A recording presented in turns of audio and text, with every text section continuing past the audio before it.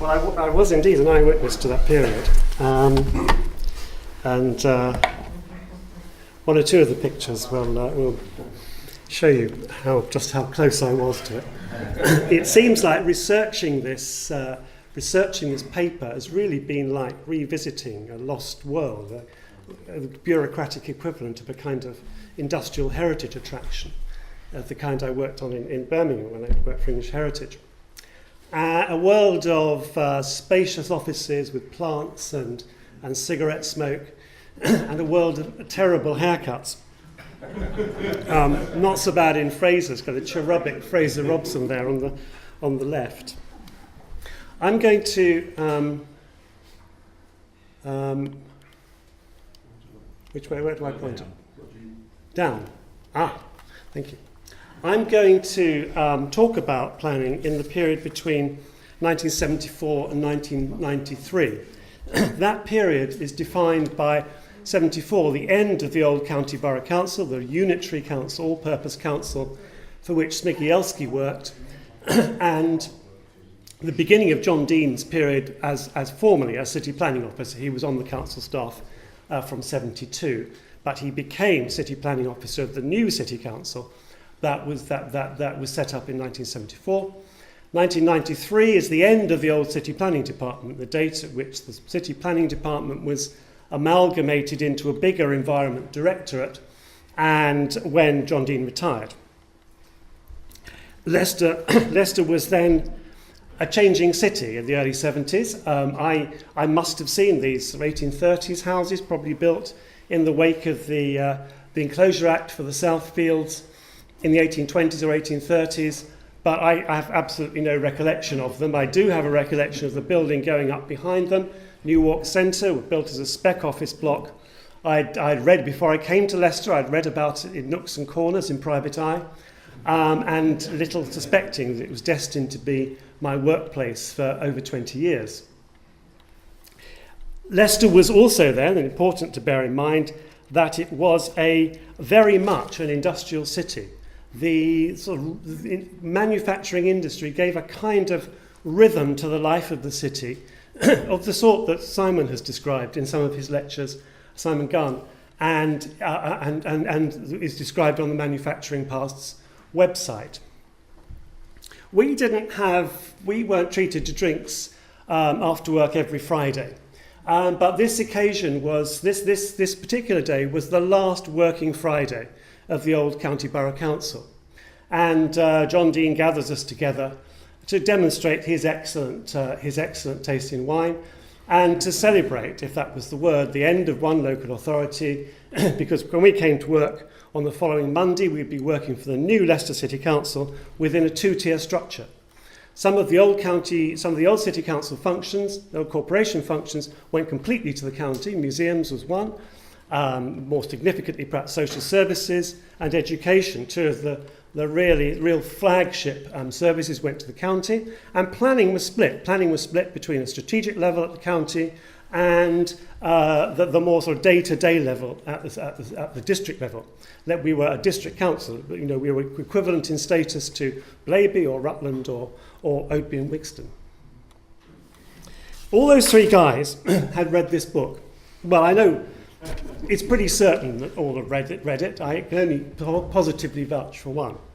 Brian McLaughlin was a planning academic at Manchester University. And in the preface to this book, I would say that this book has stood on my shelf for 40 years, and I always knew it would come in handy one day, and sure enough, it has. In the preface to this book, McLaughlin acknowledges the achievements of post-war planning, the new towns, the reconstruction of bomb-damaged city centres, the Green Belt, the kind of Abercrombie achievements, the achievements of Thomas Sharp that we touched on yesterday. But he says that's the past. Planning is moving into a new era, and it's moving into an era with a much greater and more strategic view of planning, which will dominate. And feeding into this, he suggests that the work of the Planning Advisory Group, which reported in 1965 on a new system, recommending a new system for plan making, Leicester was represented by George Ogden, the town clerk on that group. And the 1968 Town and Country Planning Act, an absolutely key piece of legislation, which set up structure plans and local plans in place of the old the town maps, the development plans which had followed on from the 47 Act, which were not completely, but largely land use allocations, land use zonings. And he, so McLaughlin ushered in this new era of planning which would involve sociologists, economists, geographers, and mathematicians, because a lot of his work was based on the use of predictive mathematical models. His first chapter was called Man in His Ecological Setting. This couldn't be further from the world of Smigielski. That was man in his ecological setting. Couldn't be further from the world of Smigielski. And what McLaughlin was about was not big architecture. McLaughlin put his ideas into practice in this county. He took time out from academia, and he led the production of the Leicestershire Study. The ideas of the Planning Advisory Group and the 1968 Act were explored in a series of sub-regional studies. Notts Derby's was one to the north, Coventry, Solihull, Warwickshire to the south, and Leicester and Leicestershire, which McLaughlin led. For this new era, there was a new man, and John Dean had trained, when he joined the council, he was probably about 40. He had trained as a municipal engineer in Bolton, his hometown, and Manchester. And in his planning training at Manchester University, he had attended McLaughlin's lectures. He was appointed deputy in 72, then stepped up after Smigielski. He was appointed deputy after Smigielski left, deputy to Donald Sabey, then acting city planning officer, the shadow city planning officer for the new authority, stepping up to the full title in 1974. John Dean was, probably fair to say, you couldn't imagine a character more different to Smigielski. He was adept at working within bureaucracies. He was adept at working in a political environment. He was professional to a fault, pragmatic, diplomatic. He saw himself, and I think fairly, he'll still say this, he saw himself as the captain of a team rather than a star with a supporting cast. But that wasn't to say he wasn't afraid to appoint original thinkers and original characters. There were many. Some of them crashed and burned, but others went on to make really profound contributions to the environment and the life of this city, and I'll touch on some of their work.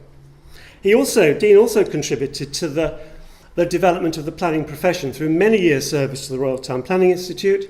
He was president in 1987.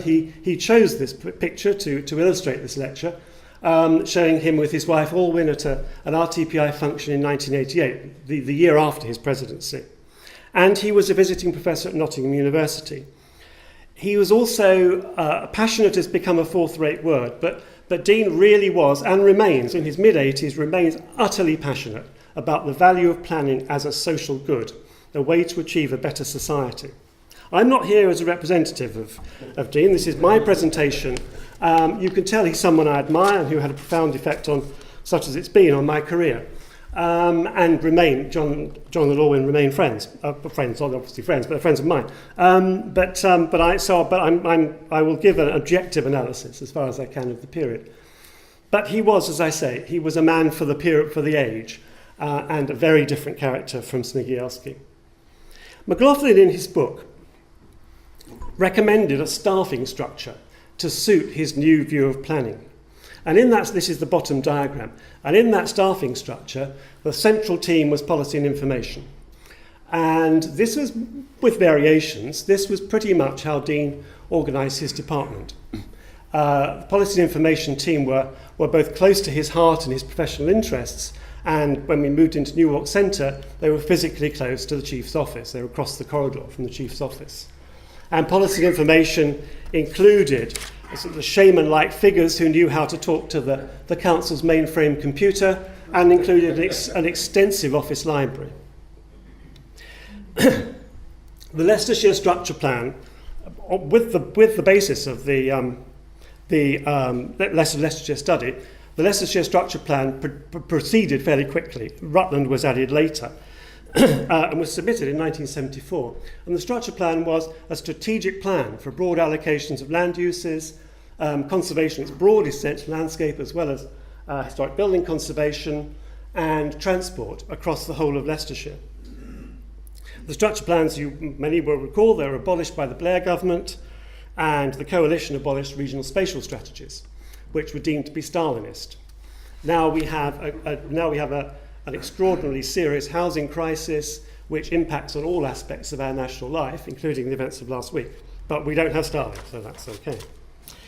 Now, at the other end of the scale, the bread and butter day job of planning departments is development control. Many planners make their career in now called development management. Many planners make their career in development control. Others, like me, go through a few years as a kind of rite of passage to learn what life is like at the sharp end, and then withdraw gratefully from the sharp end.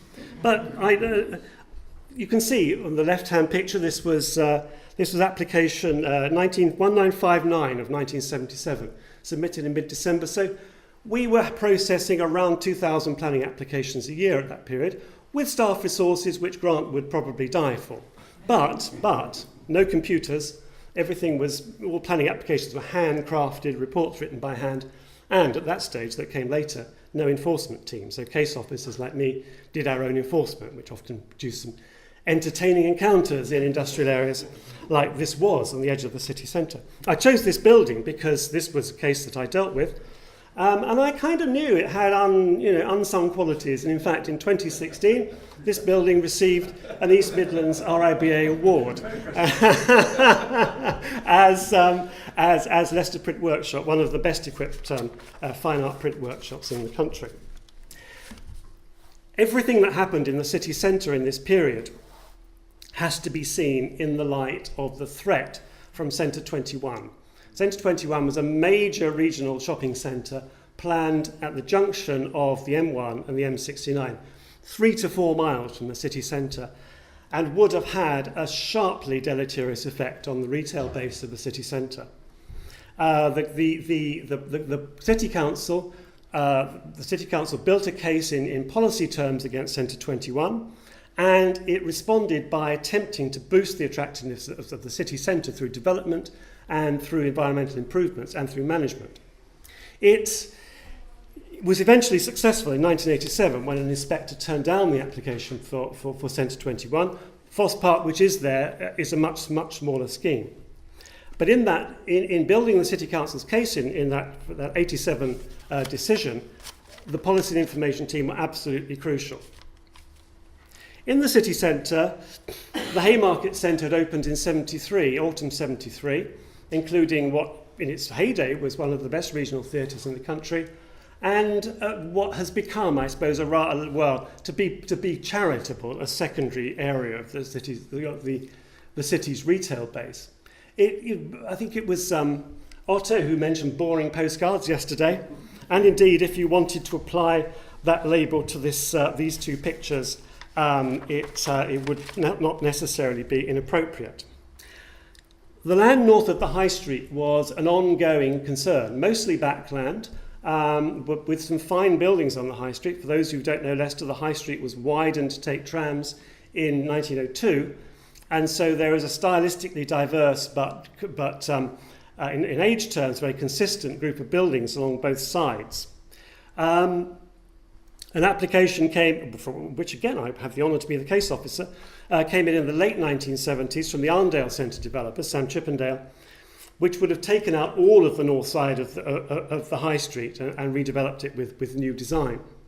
That was eventually withdrawn, but the issue of the development of the land north of the High Street remained on the agenda through the 1980s, eventually resulting in an outline consent to City London property with a French retail developer, a scheme by Chapman Taylor, the specialist shopping centre architects, in 1987. The Shire's Centre, which was that the result of that application, opened in 91, was extended to Churchgate in 94, and now is part of High Cross, an even larger centre which opened in 2008.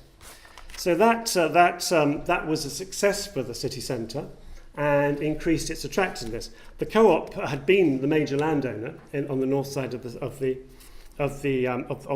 high street, and had its own redevelopment proposals through the mid-80s, which didn't really come to anything. This was a scheme by Ivan Jarvis, was proposed in 1981. At the same time, an area of backland behind Loseby Lane and St Martin's came forward from a speculative private scheme, came forward to redevelop that land for a completely different sort of scheme, a scheme which sort of built on the morphology of the medieval town to provide a series of linked streets and spaces. I've been looking at this again over the past year for the purposes that Grant mentioned, and I still think this is a quite subtle and worthwhile piece of development that adds considerably to the quality of the city's retail offer. The bandstand is no longer there, but it's still a very pleasant part of town. And if you happen to fancy ice cream, Gelato Village is extraordinarily good. The scheme was developed by Teesland Development. It was controversial because a rival scheme was put forward which involved less demolition. A rival scheme which wasn't judged to be as good but involved less demolition. And there was a controversial battle over the rival schemes with councillors taking sides one way or the other. It is difficult now to imagine what the city centre was like with traffic. Now we can walk from here to the north side of the city centre to the Shires, crossing maybe 2 or 3 lightly trafficked streets. In 1977, that picture on the left, on Saturday morning, the pedestrian pressure would build up on either side of Humberstonegate until the traffic stopped and people would flood across in kind of conflicting waves. It was very different. And it remained different into the 1980s when a sort of Humberstonegate became a sort of bus and pedestrian scheme before full pedestrianisation. Gallowtree Gate had been one of Smigielski's schemes. And it was led by my first team leader, John Costolfin. Costolfin, who's now a multi-millionaire property developer in the West Midlands, and I'm standing here. And Gallowtree Gate was opened in 1971, and these are pictures of 75, and it opened as a bus pedestrian scheme. The city transport manager was an extraordinarily powerful chief officer, and Leslie Smith, and couldn't be persuaded not to have his buses, as chief officers in those days used to say, going through Gallowtree Gate.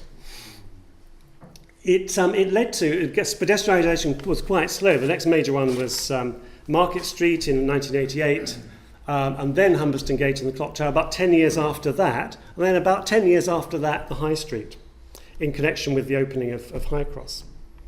St George's Retail Park, it's probably fair to say, this was not one of the great monuments of planning success in this period, but it was originally proposed by the co-op, and it was a trade-off for the land at in the High Street to enable that land to be redeveloped.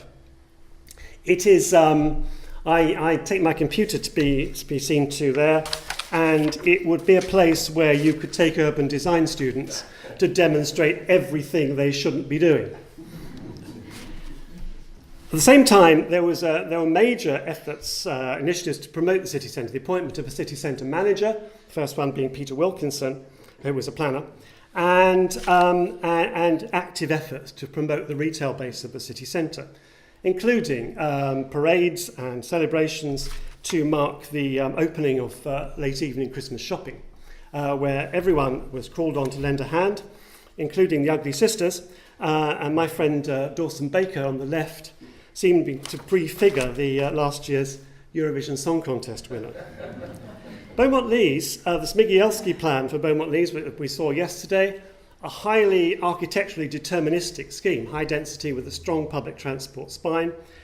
That had got underway, but the development of Beaumont Leys had got underway in the pilot area on the south side of Beaumont Leys from about 1971, but the Abbey district plan of 1978, the district plans were the lower tier of planning below the structure plan and had to be certified as in conformity with the structure plan. reduced the population by 10,000 to about 30,000 target population, and was much less architecturally deterministic. It was much more of a pragmatic plan that could be developed by housing associations, by the council, and by commercial developers. But the town centre and 2 industrial areas were built, and a lot of housing. But Beaumont Leys is not yet complete. There's still a belt of housing across the middle, to be known as Ashton Green, which is not yet developed. But in some respects, it's quite extraordinary to think about this period. The Labour Council, there was a Conservative interlude between 76 and 79, but the Labour Council, either side of that period, were building 1,000 council houses a year. Just think about that in relation to our housing situation now. 1,000 council houses a year.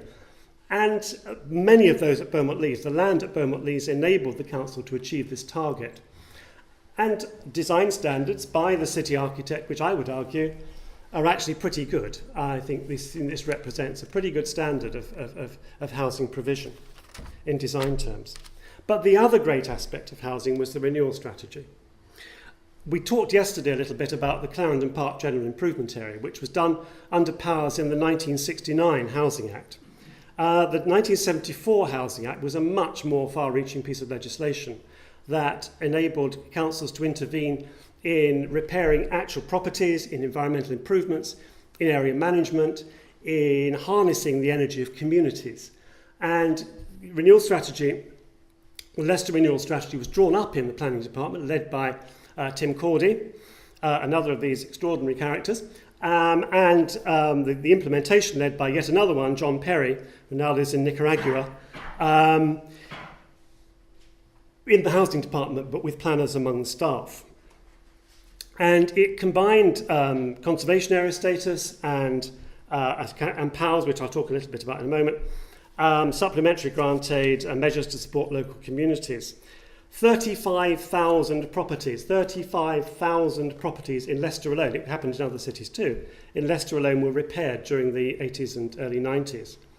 A third of the city's housing stock. This was a profound historic change in the city, and a change which has had profoundly lasting benefits for communities, particularly in the inner city. Dean was he gave a reasonable priority to conservation. He certainly gave a priority to encouraging and funding some of us to train in conservation. I can only choose really 2 examples. This was a book published in 1975 to mark, I think, a European Architectural Heritage Year. And I'll choose 2 examples from the very wide range of work. First was Stoneygate Conservation Area. This, again, for those of you who don't know Leicester, Stoneygate is the large, extensive Victorian and Edwardian suburb, kind of southeast to here, beyond the end of New Walk and running along either side of London Road. And at that time, Douglas didn't design this building on the left, but there is some very worthwhile architecture in Stoneygate by Douglas. But there's other architecture by another architect, a particular developer, who all over Stoneygate was developing these very bland flat roof blocks of flats and redeveloping the sites as Victorian houses. The designation of the conservation area in 78 slowed that down to a halt, really, that process. Has to be said, Leicester University didn't play a very distinguished role in this area either. College Hall was really good, but some of the other stuff they built wasn't.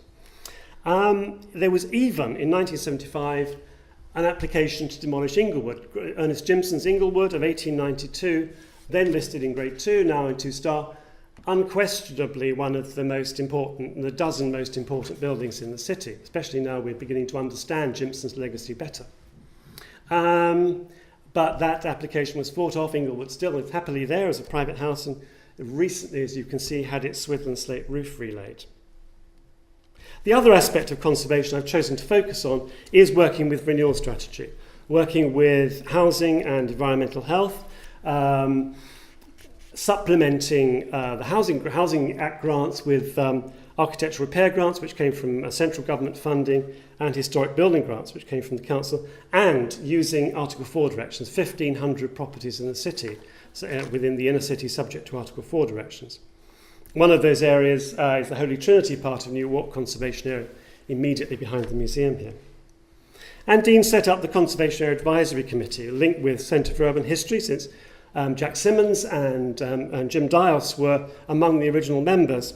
And when Dios died, Dean named the City Council's Design Award scheme after Dios, the Dios Award, a very handsome piece of original abstract sculpture by the Leicestershire sculptor George Pickard.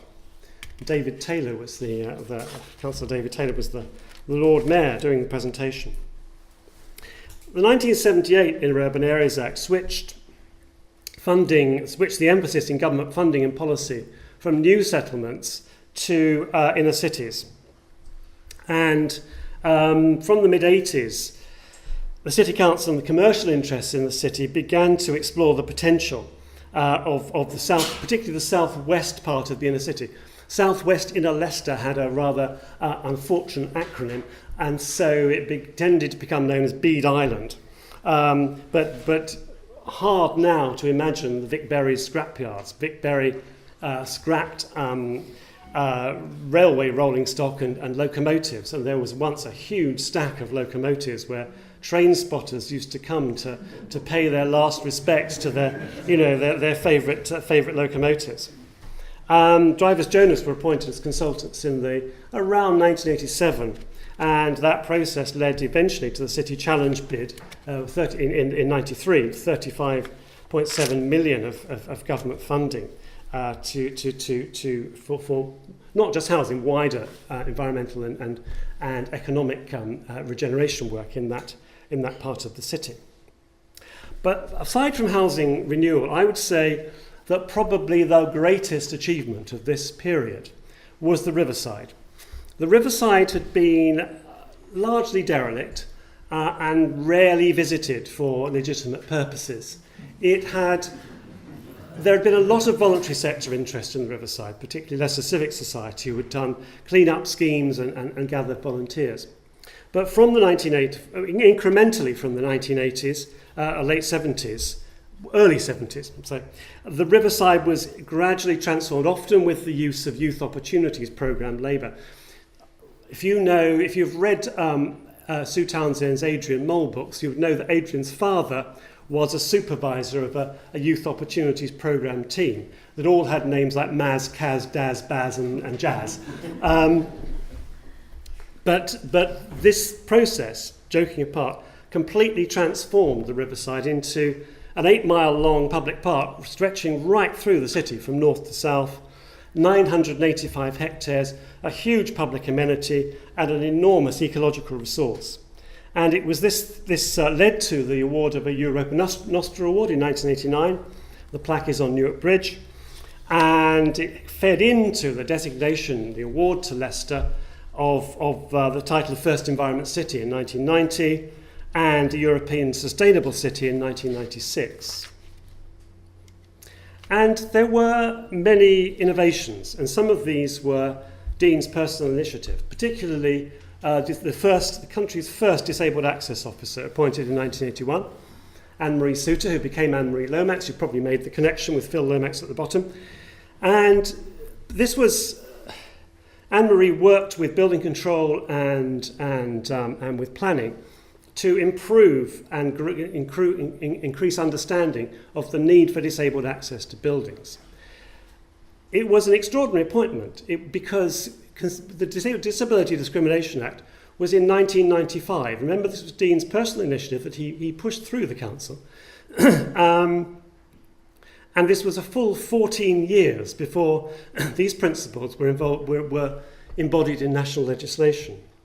There was a places of worship policy in about 1985, which I worked on, which combined the City Council's land holding with planning policy to ensure that the great demand, the very diverse demand for places of worship from the vast range of religions in the city was able to be met, and the council was able to help with that. That was a major step in community relations in the city and in the evolution of Leicester as a multicultural city. There was an archaeology policy, which again I was involved in 1988, 2 years before PPG 16 and prefiguring some of the same principles. And Leicester produced the first urban ecology strategy in 1989, work which has been built on subsequently by by Phil Lomax's successors. And a key, really going back to the Riverside, a key person here was Ian Lindley, another extraordinary character, but another extraordinarily able character, who led the team that produced these innovations. So let's come to some conclusions. I would contend that this period, 74 to 93, was in no sense a kind of disappointing sequel to a golden era. It wasn't Henry VI after Henry V. Resource levels were undoubtedly good, both in terms of money, we're among historians, in terms of money and staffing. But the political climate, remember this included the complete span of the Thatcher years, the political climate was often very difficult. There was often a left-wing Labour council, not a bad thing, but there was a kind of antagonism, a kind of left-wing reaction to what was going on in central government, in this authority and in others up and down the country. You've got to understand what the planning system is. The planning system is a system for managing land use and the built environment, change in the built environment. As such, it is complex, it's legalistic, it's bound by rules and policy, and it is often compromised, and it's sometimes confrontational. But I think that in these years, Leicester used that system in a way that was optimistic, forward-looking, collaborative, and outward-looking.